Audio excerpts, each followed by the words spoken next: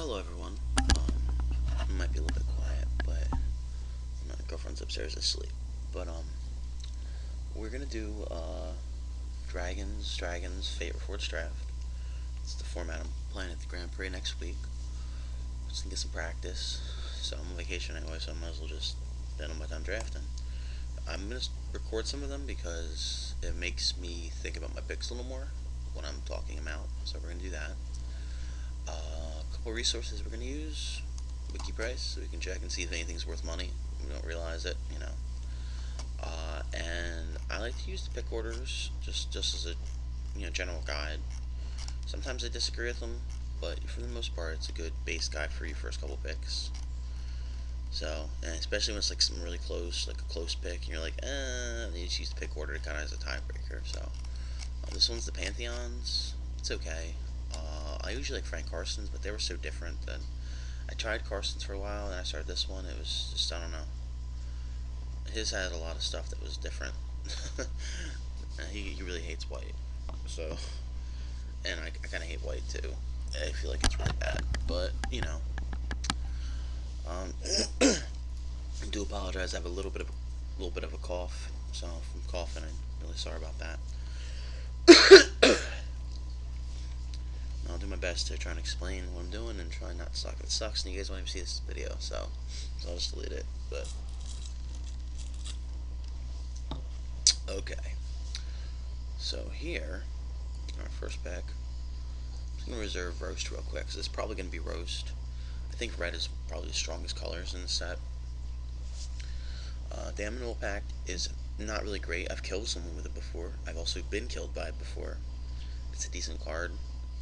I think it's more like a burn spell, but a burn spell you have to cast last,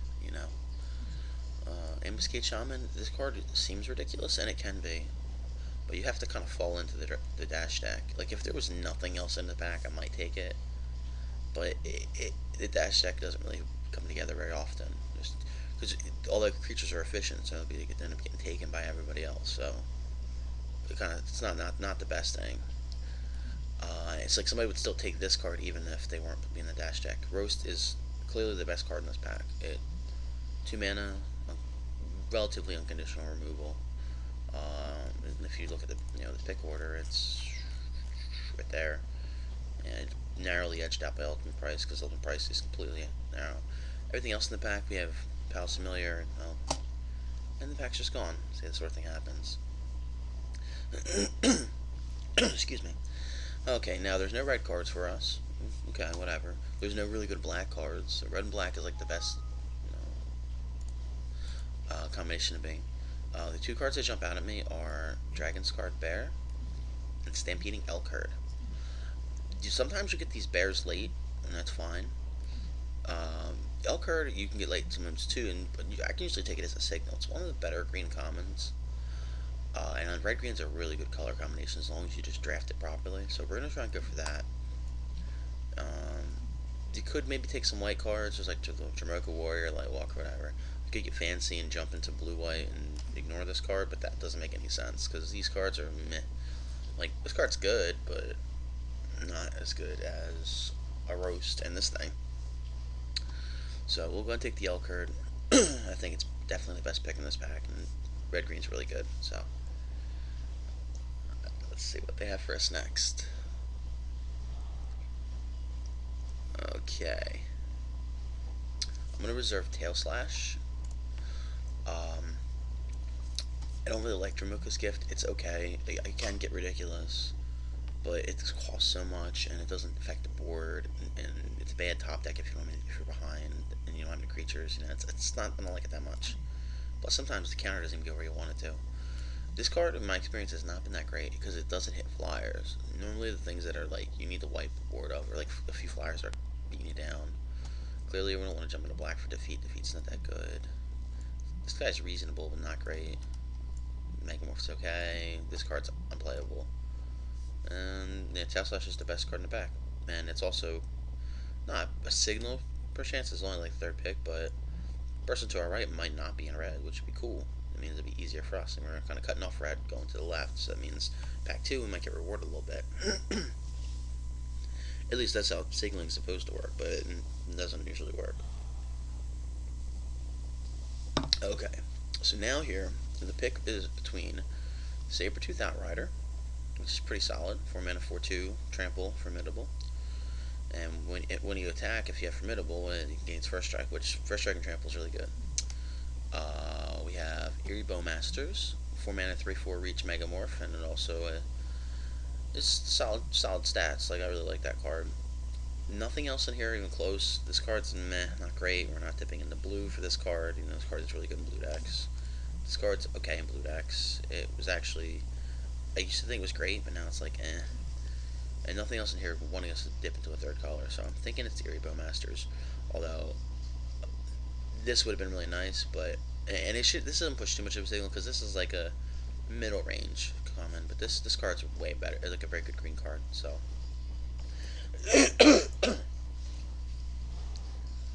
Plus, we already have a double green card. Okay, so we're gonna reserve Atarka Beastbreaker here. Explosive Vegetation's okay, but if I like say I first picked the Dragon Lord Atarka or something, I was like, alright, I need to ramp into it. I would have maybe taken this. These white cards aren't really worth a splash before I never got a chance to play with this. I think it's really good. Never get a chance to play with it. This guy would have been a fine pickup if there was nothing else. Same with this. Yeah, nothing else really to see here. Moving along. The pack strap really quick in this set, it seems like, but the Atarka Beastbreaker is really good.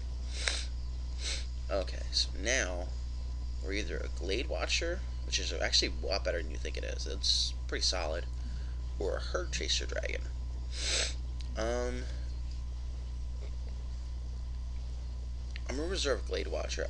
I think the red-green deck's going to be more aggressive, and even though he has Defender, he actually is very aggressive because you go turn 2, 3/3, and that trumps a lot of the little guys and stalls for a little bit, and then he gets you really a lot closer to formidable more easily, and you can just start beating down with him out of the blue. The Herd Chaser Dragon's like, I don't think it's gonna push anybody one way or the other, and it's flyers and green are rare, but he's usually just gonna be a 3 mana 2/2. So particularly Watcher. Ooh, that's great. That's a great sign. So this is a really late Atarka Fleet. Atarka Fleet's really good. Like I think this is, I rank this higher than I think even they do because I think it's like an amazing card. Let's see. Where is it? They got it all the way down here. No, I think it's really good. I think it should be like up here for some of these cards. It just does so much. It can ping for less point damage. It kills like the little tiny things are in the way. It messes up combat math. It's a 6/2. It goes really well with Team or Battle Rage. It's just a really good card, and it's a morph, and it's just great. I love this card. It's a really good signal that red is open. Because normally when you're red, you kind of want this kind of card you want to take. So nothing else in here really worth taking over that. Now we could take the Atarka Monument. Alright. So we can either take conditional removal spell, which is terrible. We could take a naturalize, which I don't think I want, or we take the Atarka Monument. Now, question is, how much stronger will the Atarka Monument be over a conditional removal spell? Let's say we decide to send in 20% of our games. I think the Monument's probably a safer pick. It fixes our mana, and it's also flyer late game, which is pretty good. We'll take the Monument. That wasn't really like a great pick, though. We could take a weird combat trick, which is, I don't really like this one that much. It gets you sometimes, but who cares, This card's not good, I don't like it. It just bolsters, just 5 mana 4/4. It's going to be a Summon Prowler. Summon Prowler easily. It makes our mana a little worse, but we did pick up a mana fixer, so it's okay. So far, I like the direction this draft is going. If this wasn't here, I might take this, just because, but I probably wouldn't play it. 5 mana 4/4 that isn't even that, does not where I like to be. It's not really great. Alright, there's nothing really good in this pack. We could take the Volcanic Rush to further cut off red, even though it's not really a signal. Some people still like, oh, signal. It's not impossible that we could play it. I mean, I've never played it before, but it could make the deck sometimes if we're short playables. Nothing else here is in our colors. Nothing else really is dangerous. Maybe Jamoga Warrior, but we don't need to hate draft this early. So we'll take the Volcanic Rush just to kind of cut off a little further. Singer or the Crotek? Singer or Crotek? This guy's okay. but I think I like the Crow-Tick better. I think it's probably they're probably philosophically the same, but we'll put the Crow-Tick right there. Nothing great. We'll put the Cyborg card over there. Ooh, same pick, huh? Well, I'll take the Storm Singer this time. I don't really need another Crow-Tick. You know, it's a solid card. Yeah. And it's foil. It's good because you can go you can interrupt him turn 3, and turn 4 you can play another morph, and then morph it up, and then you can attack with both of them. So it's kind of aggressive. Oh my.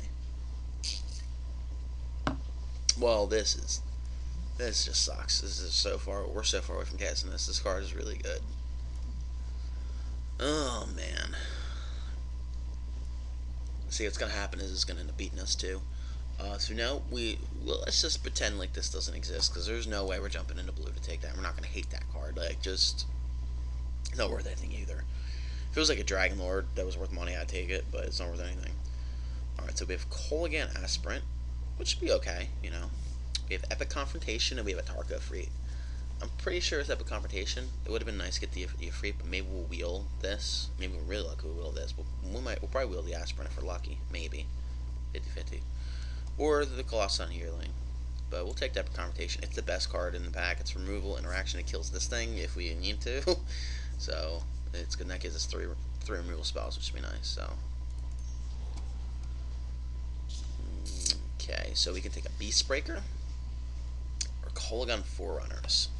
This guy's okay. Probably want the Beast Breaker. Like, this guy's just really good. He's just a Grizzly Bear with upside. I like him a lot. He keeps the curve low. We'll take him. Evolving Wilds would be nice, but we don't really need it right now. Probably Tail Slash. Yeah, if it wasn't the Tail Slash, it'd be the Glade Watcher, or the Aspirant, or the Crow-Tick. One of those will probably come back. So, probably the Glade Watcher. People aren't buying that card. It's really good. Yeah, nothing else of note here. We are passing some really good blue cards, so the guy on our right is probably either jumping colors or super excited. Go with Bound is pretty good. Oracle, Car City Deceiver, okay. We'll take Tail Slash. Oh, look at this. But we don't want any of that right now, because I think we already have enough of that nonsense going on. I think we're gonna take a Saber-Tooth Outrider, and see, there's so many Glade Watchers going around, and we're gonna get at least one. So, and again, it's not like a high pick. Not a lot of people are like, oh wow, I really need Glade Watcher, but it's a really good pick. Tormenting Voice is an option, but I really don't like it. So we'll take the Saber-Tooth Outrider, gladly, because it's a very good card. Alright, now we're kind of we get a middle ground, not that great pick. We can take Lose Calm, which is okay. It's a threat that makes the creature unblockable, basically. I guess we could take that. I don't really know if I like that. We're kind of playing this Volcanic Rush. It's being a little greedy. Spider Silk Net isn't really good either. I can get the last pick. There's nothing worth hating in here. This guy's not great. He looks okay, but he's modular. Not good. We'll take the Lose Calm. It might make the deck. Reach really over here. Ooh, Sprinting Warbrute's a pretty solid pick. I like him. It's a nice big chunky creature. It's a little higher on a curve, which is something we want. So yeah, I think it's an easy pick there. Nothing else here that's great. Again, the blue deck to our right is going to be ridiculous. Spoliator, Contraday, Gojirai's Breath, and watch we'll play round 1 too. That's what'll happen. That's what always happens. Now, I don't really like Dragon Fodder. It's not great. it makes two little guys. Cool. And normally it's better if like you're trying to block, but attacking you think it's good, but it just doesn't really work out. I think it's probably this guy is just a 3-mana 4/1. It's pretty good. Upsort's formidable, trades up, pretty solid. Let's see who's to our single minion.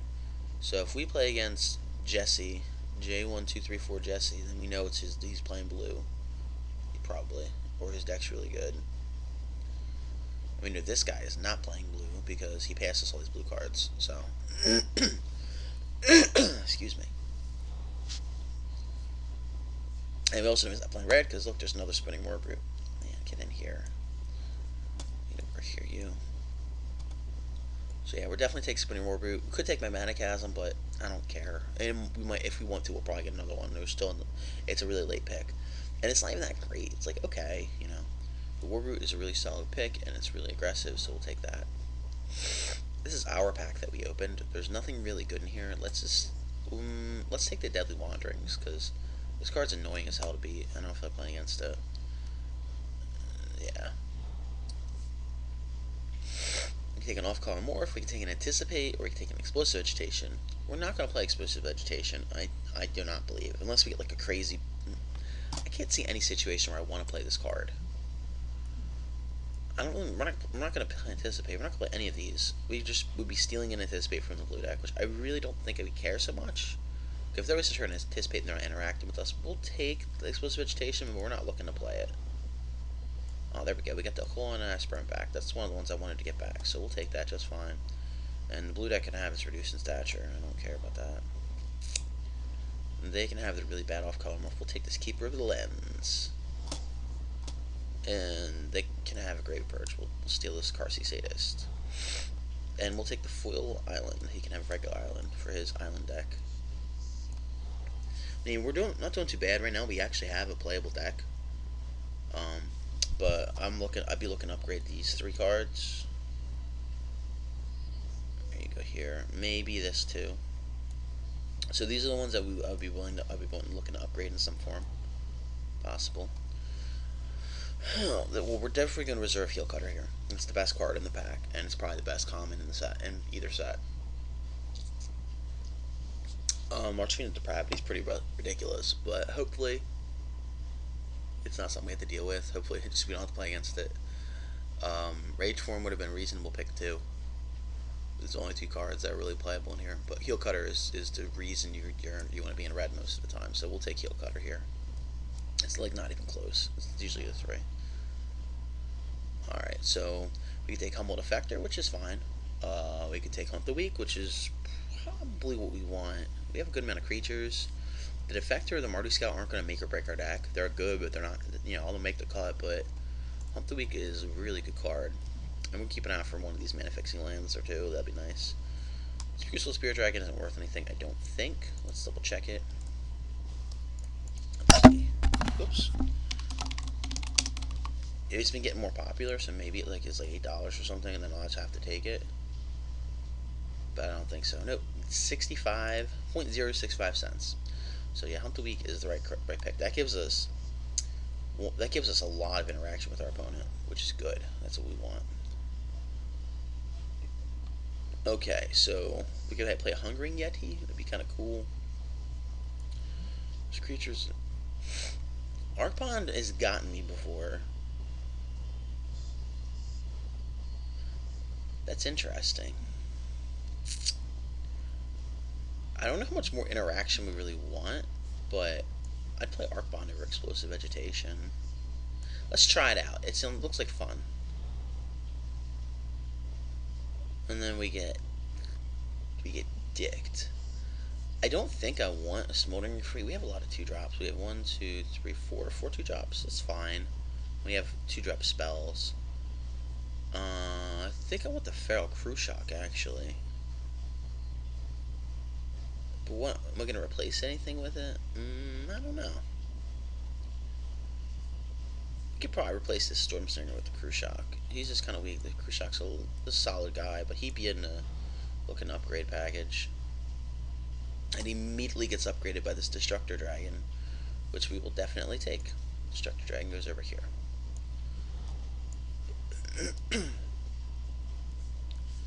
Nothing for us here really. There's a trick. I don't know I think we have enough tricks though. I guess I'll play this instead of Lose Calm. That's a fine. I guess that's reasonable.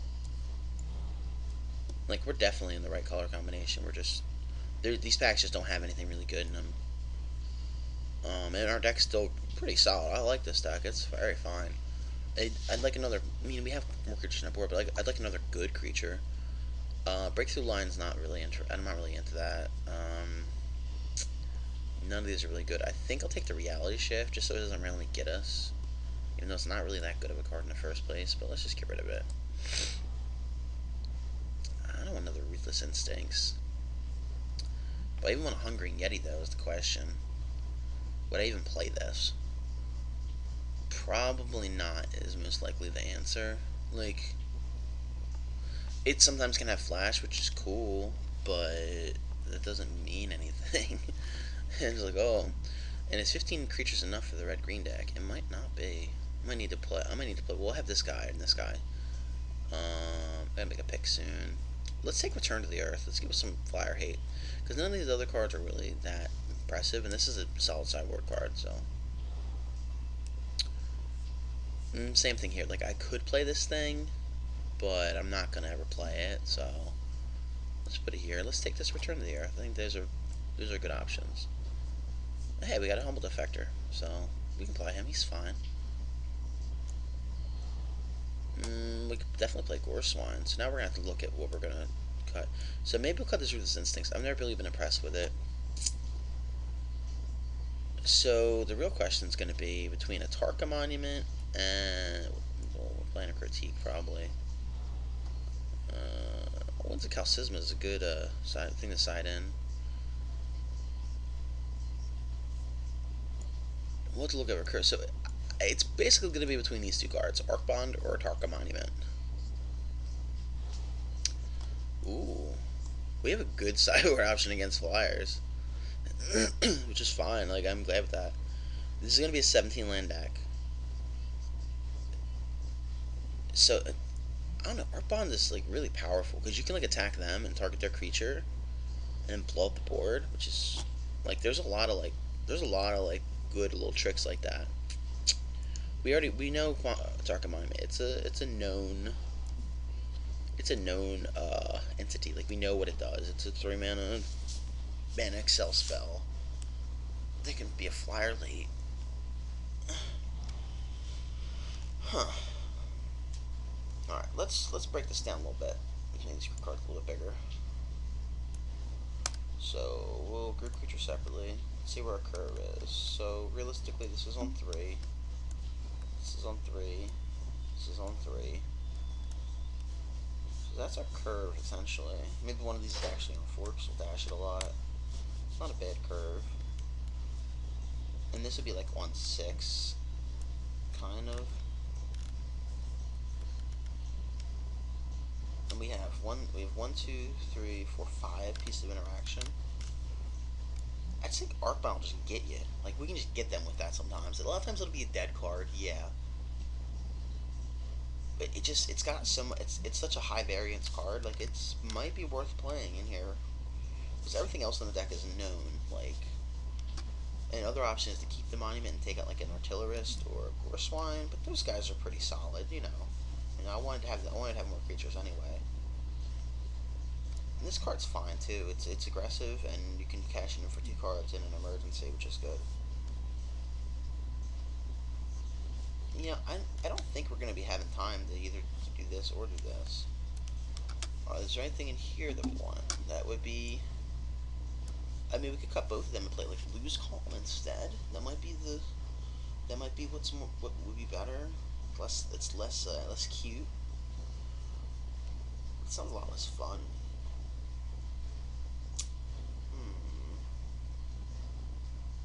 I don't know.